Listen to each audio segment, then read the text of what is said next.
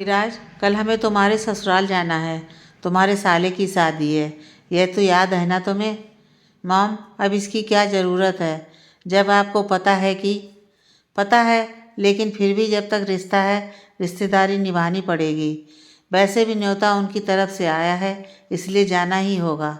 माँ, उन्होंने लोक दिखाई के लिए ये सब किया होगा। अगर लोक दिखाई के लिए किया है तो हमें भी लोक दिखाई के लिए ही जाना होगा।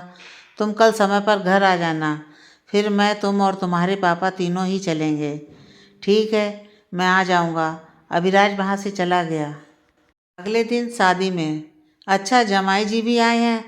हाँ, शादी है तो आना ही था, पर सुना है दोनों का तलाक होने वाला है। कोर्ट में केस चल रहा है, पर अभी हुआ नहीं है, तो शादी में बुलाया था सो आ गए। अच्छा, यही है। हाँ हाँ, यही है। पहले भी तो देखा है। हाँ, पर बहुत समय के बाद देख रहे हैं। शादी को तो 5 साल हो गए हैं। हाँ, 5 साल हो गए, और दोनों के 3 साल का बच्चा भी है। पर देखो क्या ज़माना आ गया है। लोग बसी बसाई गृहस्थी उजाड़ने में बिल्कुल भी समय नहीं लगाते। पता नहीं क्यों 5 सालों बाद इन्हें तलाक लेने की याद आई है। सुना है अविनाश तो ये शादी नहीं करना चाहता था। वह तो माँ बाप ने जोर ज़बरदस्ती की तो मना नहीं कर पाया, पर इन दोनों का रिश्ता तो कभी ठीक रहा ही नहीं था। सुन तो यही रहे हैं कि अविनाश दूसरे शहर में एक और लड़की के साथ भी रहता है बिना शादी के। तभी तो आरजू मायके आ गई थी।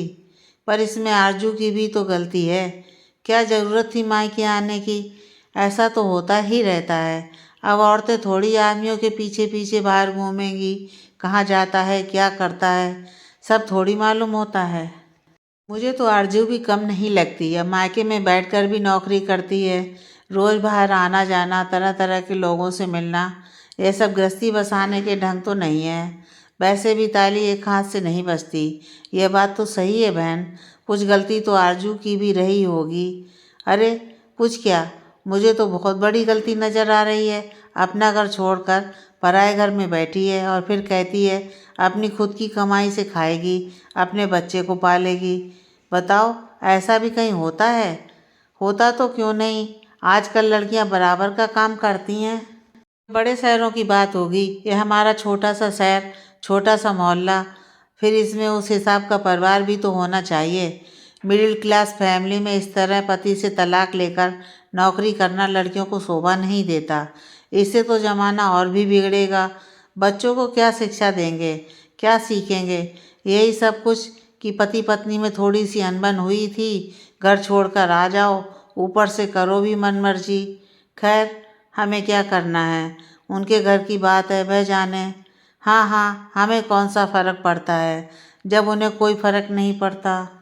बिठाए रखे पूरी ज़िंदगी अपनी बेटी को अपने घर।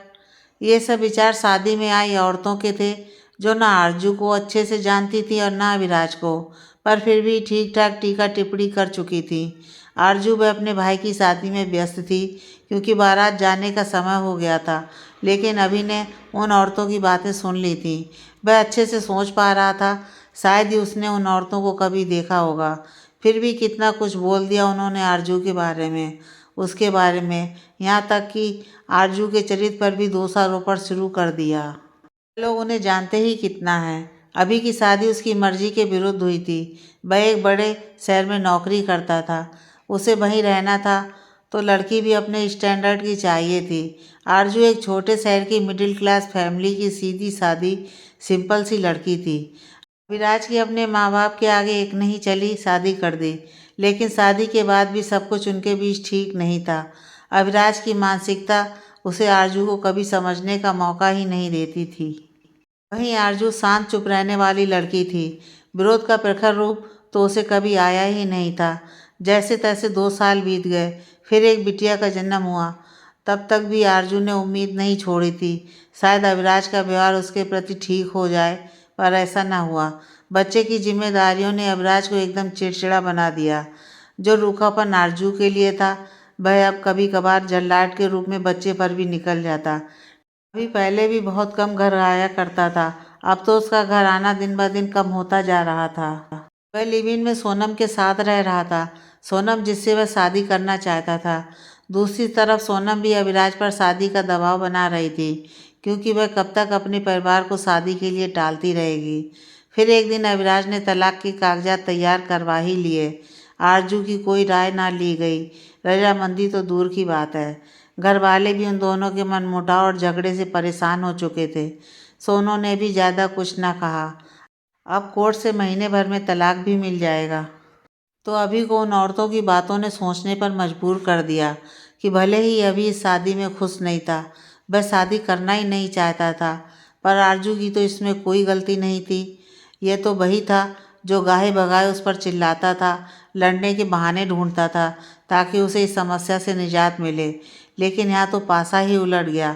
आरजू को ये सब सहना पड़ रहा है। खैर, विवाह संपन्न हो चुका था। मौका देखकर अविराज ने आरजू से बात करनी चाहिए, पर वह ना कर सका। वह भी घर को लौट आया। अगले दिन उसने आरजू को फ़ोन किया। आरजू ने यह कहकर मना कर दिया कि अभी मिलना मुश्किल होगा, क्योंकि घर में काफ़ी मेहमान हैं, फिर शादी के बाद बहुत सारे काम भी समेटने हैं। किसी तरह कन्विंस करके अविराज ने 2 दिन बाद मिलने का समय निश्चित किया। यह अविराज की विनती थी। आरजू भी मान गई। अविराज पिछले दिन से चिंता में था। जब से उसने औरतों की बातें सुनी थी, वह एक असमंजस, एक दुविधा से घिरा हुआ था। उसे कहीं ना कहीं आत्मग्लानि हो रही थी कि उसकी गलतियों की सज़ा आरजू को शायद जीवन भर भुगतनी पड़े। छोटे से शहर में किस तरह एडजस्ट कर पाएगी? लोगों के ताने क्या जीवन भर सहने होंगे? आरजू, क्या तुम ठीक हो? अभी ने आरजू से मिलने पर पहला प्रश्न नहीं पूछा। आरजू ने हाँ में सिर हिला दिया। ना ज़्यादा कहने की उसकी आदत थी और ना ही वह कहना चाहती थी। शायद अब जिस तरह का रिश्ता उन दोनों के बीच था, वह अविराज को अपनी वीक साइड बिल्कुल नहीं दिखाना चाहती थी।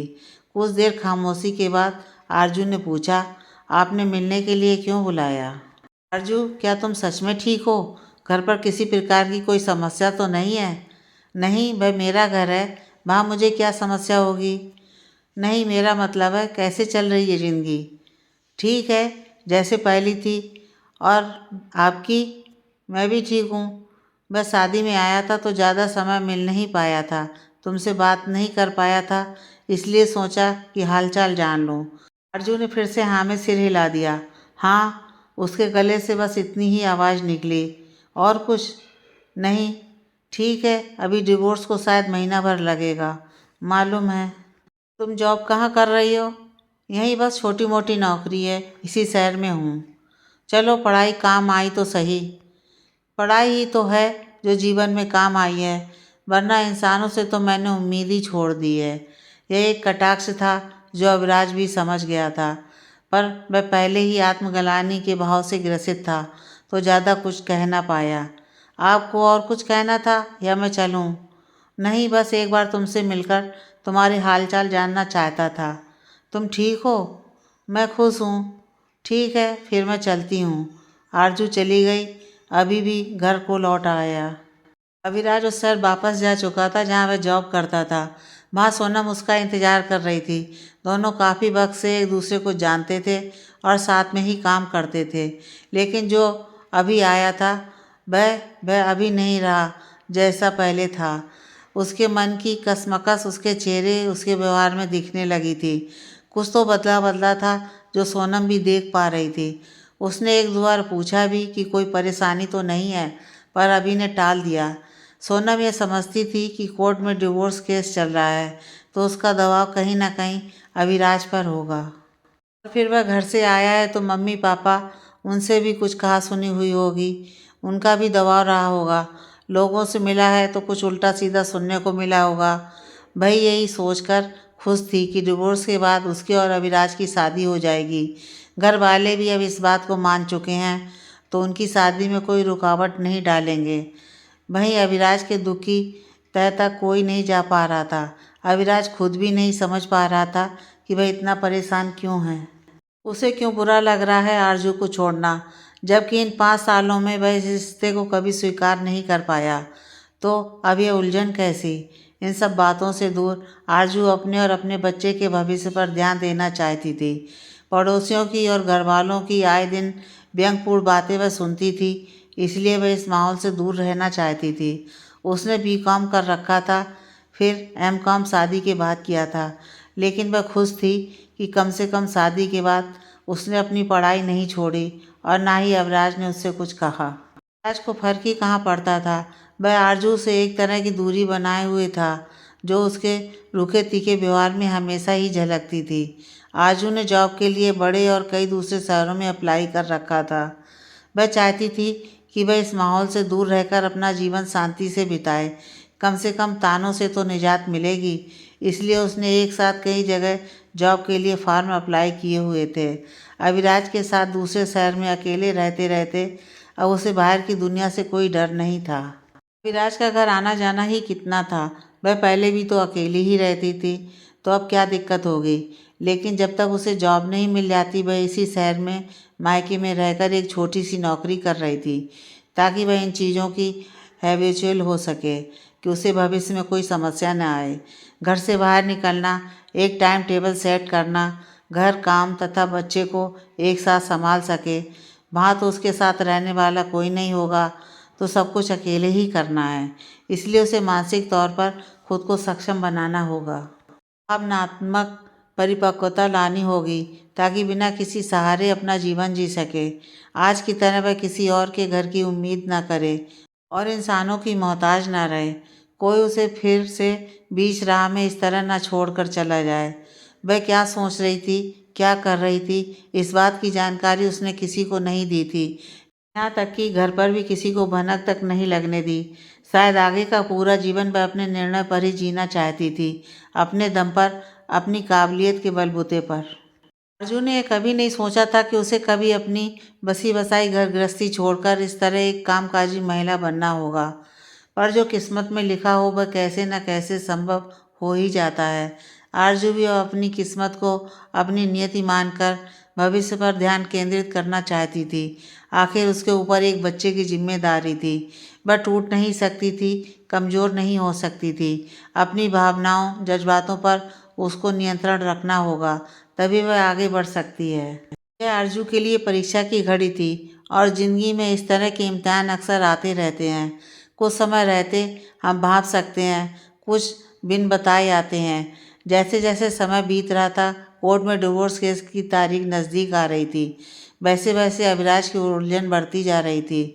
उसे नहीं समझ आ रहा था कि वह दो राय पर क्यों खड़ा है, जबकि 5 साल उसने इस दिन का इंतज़ार किया है। सोनम भी अभी के इस अलग बर्ताव के कारण नहीं समझ पा रही थी। अविराज का स्वभाव इस तरह क्यों बदल गया। उसने जानने की कई बार नाकामयाब कोशिश की, हिम्मत करके 1-2 बार फिर बात की, पर वह अविराज के दिल की गहराई में नहीं उतर सकी, उसके मन की था ना जान सकी। अविराज के चिड़चिड़ेपन की वजह अज्ञात थी। थक हार कर उसने सारी उम्मीदें, सारी कोशिश छोड़ दी। उसे लगा यह भक्ति ऐसा है जहाँ अविराज एक रिश्ते से निकलकर दूसरे रिश्ते में ढलने की कोशिश कर रहा है। उसे थोड़ा समय देना उचित होगा। दुविधा की वजह आरजू अविराज से एक मुलाकात में भाग गई थी। सोनम कई अथक प्रयासों के बावजूद नहीं जान पाई, अतः सोनम ने सारे प्रयत्न धरे ही छोड़ दिए। अविराज ने आरजू को जिस दिन मिलने बुलाया था, आरजू अविराज के आत्मग्लानि भाव को उसी दिन जान गई। पर अब कुछ नहीं हो सकता था। उसे लगा था कि अब अविराज ने बहुत देर कर दी। अब जब महीने भर में डिवोर्स हो ही जाएगा तो इन सब का क्या औचित्य, क्या प्रयोजन। अब ये चिंता, ये प्यार सब नगण्य था। घर परिवार के सदस्य भी इस बात को ना माने, पर उसे नहीं पता था अविराज इतना बड़ा कदम उठा लेगा। सोचा हुआ अक्सर कहाँ होता है, होता वही है जो किस्मत में लिखा हो। आरजू के साथ भी वही हुआ। किस्मत ने ऐसा दांव खेला, एक बार फिर तकदीर ने ऐसी बाजी लगाई कि आरजू मूक दर्शक बनी देखती सी रह गई। आरजू ने जॉब के लिए जो एप्लीकेशन फिल की थी उनमें से एक स्वीकार हो गई। उसे नौकरी मिल गई, वही शहर जहाँ वह पिछले 5 सालों से रह रही थी। एक अलग ही पहचान और नाम के साथ अब वापसी उसी शहर में हुई। उसे वहाँ रहना था जहाँ उसने अकेला रहना सीखा था, खुद के पैरों पर खड़े होने की हिम्मत बांधी थी, खुद ने ही खुद को सहारा दिया था। हर दर्द, हर तकलीफ से अकेले ही गुजरी थी, उसका सामना किया था और कुछ कर गुजरने की ठान ली थी। वही शहर जहाँ अविराज के साथ, उसके नाम के साथ, उसकी दी हुई पहचान के साथ रह रही थी। अब वहाँ उसे अपने बच्चे के साथ रहना था ऑफिस अविराज के ऑफिस के नज़दीक था, जहाँ उनकी आए दिन भेंट होने वाली थी। कभी ऑफिस में जाते, बाहर निकलते गाहे भगाए टकरा ही जाने वाले थे। आरजू किराए के घर में शिफ्ट हो गई। बच्चा उसके साथ था, जो दिन भर क्रेच में रहता। घर के काम के लिए उसने एक मेड रख ली थी। ठीक ठाक सैलरी थी। माँ और बच्ची का गुजारा भली प्रकार हो सकता था। अर्जुन ने अस्तित्व की तलाश के लिए जो कदम उठाया था, वह फलीभूत हो रहा था। आरजू का अपने पैरों पर खड़ा होना घर में भी किसी को नहीं अखरा। जब पिछले 5 सालों से दुख दर्द अकेलापन वह स्वयं झेल रही थी, तो अब खुद के निर्णय को लेने में सक्षम थी। उसके इस मजबूत पक्ष को देखते हुए कोई कुछ बोलने के काबिल नहीं था।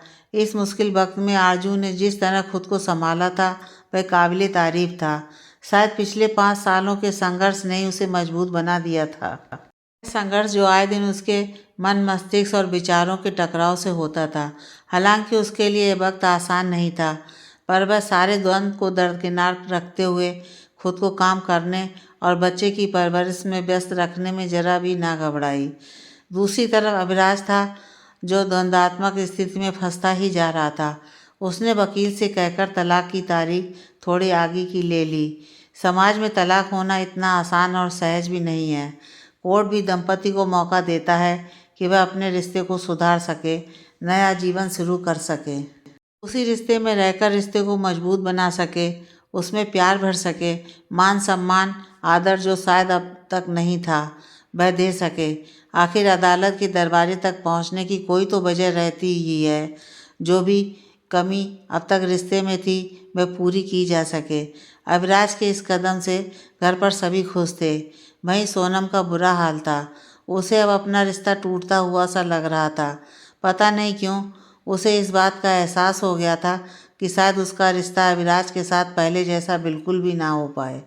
पर फिर भी एक आस उसके मन में अभी भी थी। उनका रिश्ता मजबूत था, चाहे शादी नहीं हुई हो, पर उनके बीच प्रेम तो था।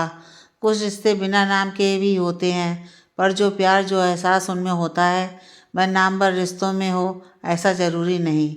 रिश्ता नाम ही सही, पर दिल से था, दिल का था और दोनों के प्यार का सवाल था। 3 लोगों की जिंदगियां 2 राह पर खड़ी थी।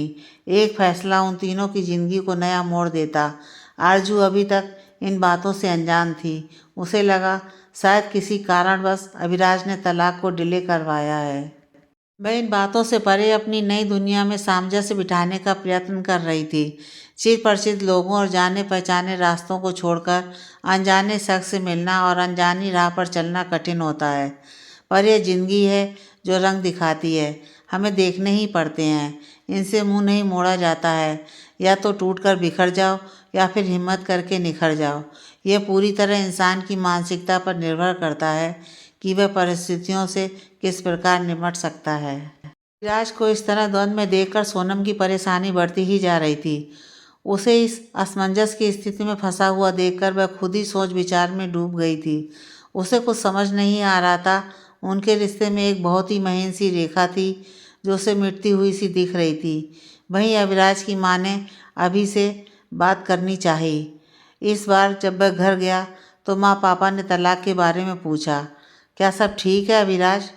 सब ठीक तो है, पर अभी भी कुछ समझ नहीं आ रहा है। अभी उसने खुद ही कोई निर्णय नहीं लिया था, तो वह किसी को क्या जवाब दे।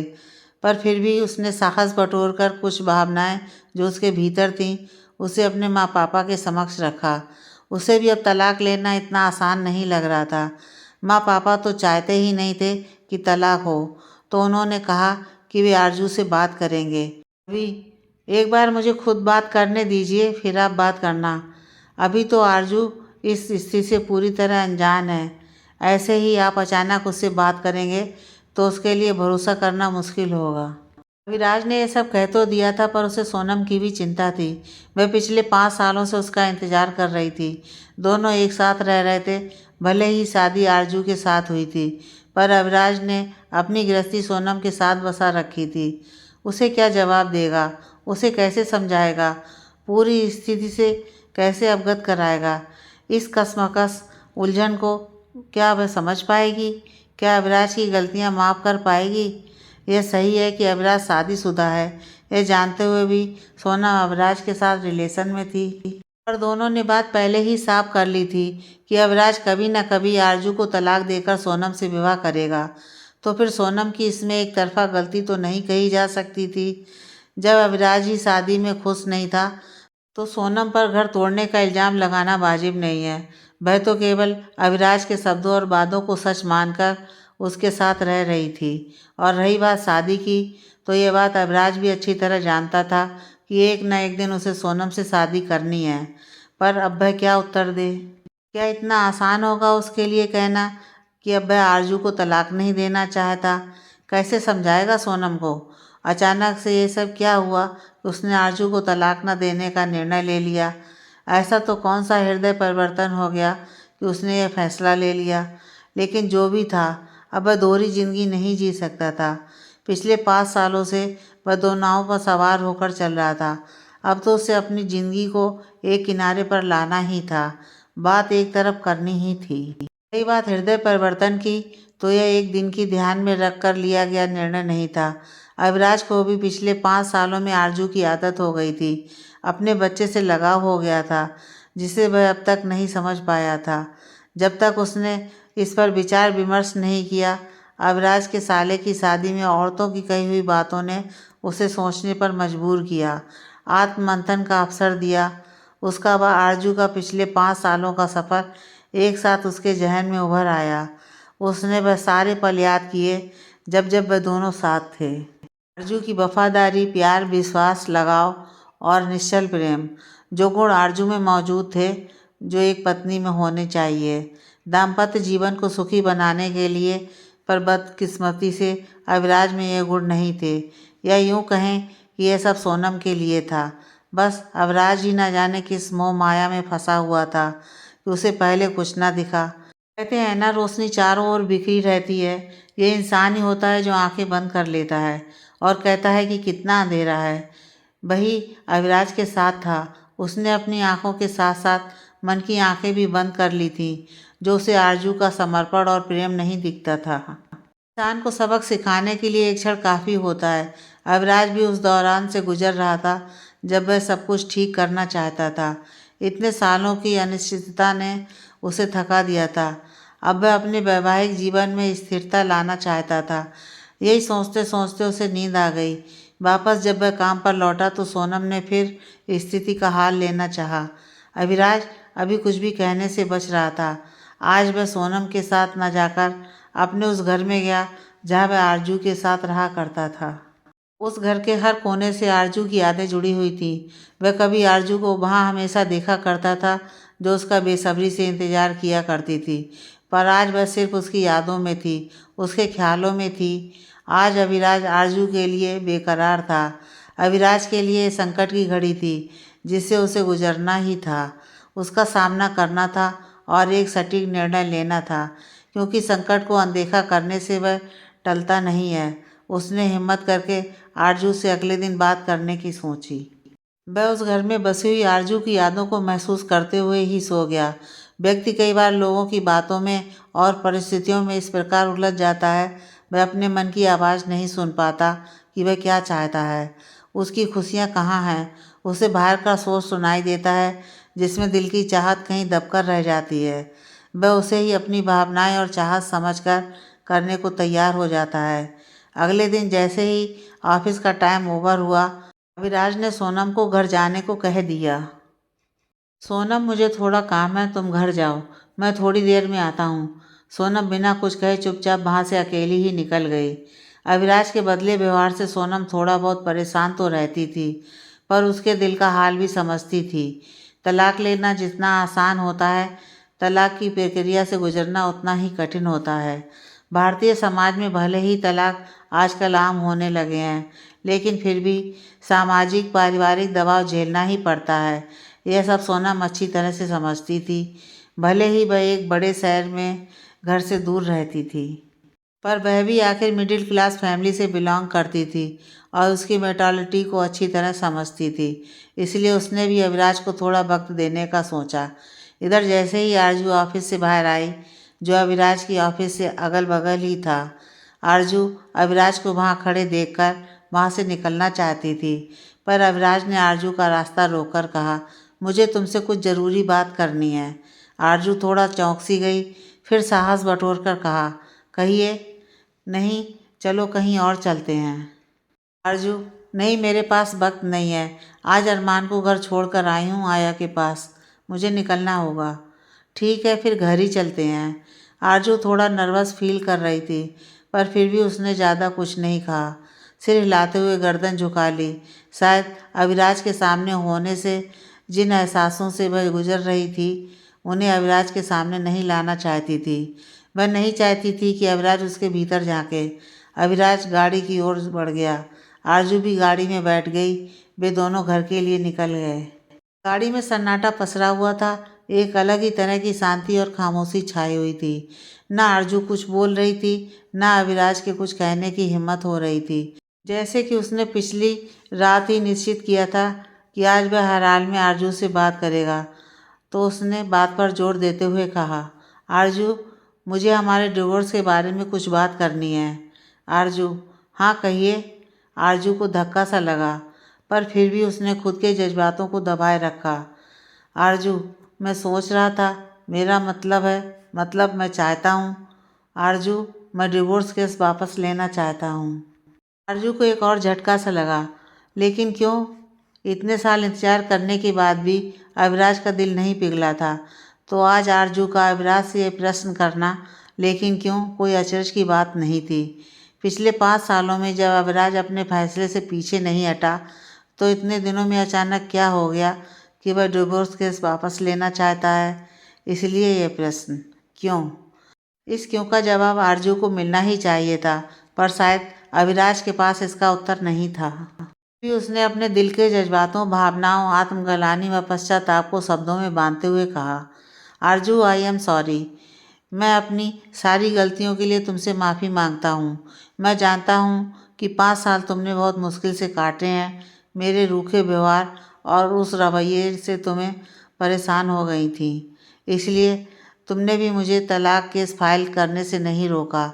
मैं मानता हूँ कि मैं तुम्हारी उम्मीदों पर खरा नहीं उतर पाया। मैंने अपने दायित्व को अच्छे से नहीं निभाया, पर अब मैं बदल गया हूँ। मैं वह सब ठीक कर दूंगा जो मैंने बिगाड़ा है। पर आरजू, ये तलाक आसान नहीं है।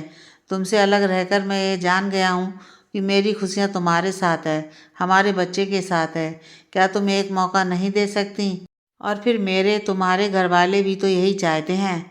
आरजू अभी निशब्द सी बैठी थी। वह अविराज के अचानक कहे गए शब्दों से स्तब्ध थी। आखिर 5 सालों से उसने एक दंश झेला था। फिर पिछले कुछ महीनों से तलाक की प्रक्रिया वह देखते ही आ रही थी। अचानक से यूं कह देना कि तलाक नहीं लेते हैं, यह आरजू के लिए किसी झटके से कम नहीं था। उसने जैसे सोचने समझने की क्षमता ही खो दी हो। तलाक का फैसला उसका नहीं था, लेकिन उसने भी तो अविराज को तलाक नहीं लेने से रोका नहीं। शायद वो जान गई थी कि अविराज के साथ उसका भविष्य नहीं है। अविराज अपना भविष्य केवल सोनम में देखता है। दाम्पत्य जीवन के सुनहरे सपने उसने सोनम के साथ संजोकर रखे हैं। अब यूँ माफ़ीनामा, उसे तलाक के लिए मना करना, यह सब आरजू के सहन करने की क्षमता से बाहर जा रहा था। उसे इन सब की उम्मीद नहीं थी।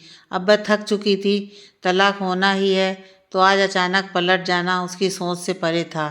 पर फिर भी उसे सोनम का ख्याल आते ही कहा, अविराज, सोनम, उसका क्या? आरजू का घर इतनी आसानी से बच रहा था। अगर वह तलाक के लिए ना कह देती है, तो फिर क्या अविराज पूरी तरह उसका था? वह तो खुद अब तलाक नहीं लेना चाहता। आरजू की हाँ या ना ही उसके घर बसाने में एक बारीक अंतर बनाए हुए थी। लेकिन फिर भी ना जाने क्यों उसने सोनम का जिक्र यहाँ लाया। और क्यों ना लाए, आखिर उसका घर न बसने में सोनम का पिछले 5 सालों में जितना हाथ था, उसका यहाँ जिक्र होना तो लाजमी था। अभिराज, मैं बात करूँगा उससे।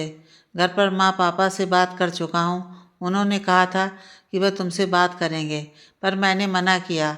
मैं चाहता था एक बार मैं खुद तुमसे बात करूं। तो ठीक है, फिर पहले सोनम से बात कीजिए। वह पिछले 5 सालों से तुम्हारा इंतजार कर रही है। आप हमेशा ही उल्टे करते हो। जब पहला स्थान मेरा था, तब आपने हमेशा मुझे दूसरे स्थान पर रखा, और आज पहला स्थान सोनम का है, तब पहले मुझे रख रहे हैं। आप अब सोनम को ज़्यादा तवज्जो दें। उसकी ज़िंदगी को अब ज़्यादा फ़र्क पड़ेगा। मेरा तलाक तो अब निश्चित सा लग रहा है। मैंने इसे तकदीर समझ लिया है। सोनम से बात करना ज़रूरी है। पहले अपना और सोनम का रिश्ता तय कीजिए कि उम्र भर किस रिश्ते में बनकर रहना चाहते हैं, तब मुझसे बात कीजिए। मैं अब और कशमकश में नहीं फंसना चाहती। इस भंवर से बहुत मुश्किल से निकाला है मैंने खुद को। आज फिर दुविधा में डाल रहे हैं। आरजू ये कहकर गाड़ी से उतर गई। न जाने इतनी हिम्मत कैसे आई उसमें, किस आवेग में वह सब कह बैठी। पर जो भी कहा उसका एक एक शब्द सच्चा था। उसके जीवन का वृतांत था, वह भावनाएं थीं जो कब से उसने अपने भीतर दबा कर रखी थीं। आज वह ज्वालामुखी के सदृश फूट गई। उसे गुस्सा तब आया जब उसने यह सुना कि अविराज ने अभी तक सोनम को इस बारे में कुछ कहा ही नहीं है। वह कैसे अकेले दो औरतों के जीवन का फैसला कर सकता है? वह क्यों नहीं समझ रहा कि सारे निर्णय लेने के अधिकार केवल उसके नहीं हैं, जबकि बाकी लोगों की जिंदगियां इससे किस तरह प्रभावित हो रही हैं? तब भी तब भी वह नहीं समझ रहा है। गाड़ी जो कुछ देर पहले ही घर के बाहर आ चुकी थी, आरजू सीट बेल्ट खोलकर कब की कार से उतरकर बाहर जा चुकी थी। अविराज जो आरजू की बात सुनकर चुपचाप बुद्ध बने बैठा था। आरजू की आवाज़ फिर से उसके कानों में सुनाई दी, जो पलट कर कुछ कहने के लिए वापस आई थी। और हाँ अविराज, जो भी करना इस बार एकदम पुख्ता कर लीजिए। कल को कोई फिर से डामाडोल स्थिति में ना उलझ कर रह जाएं। आगे नेक्स्ट पार्ट में।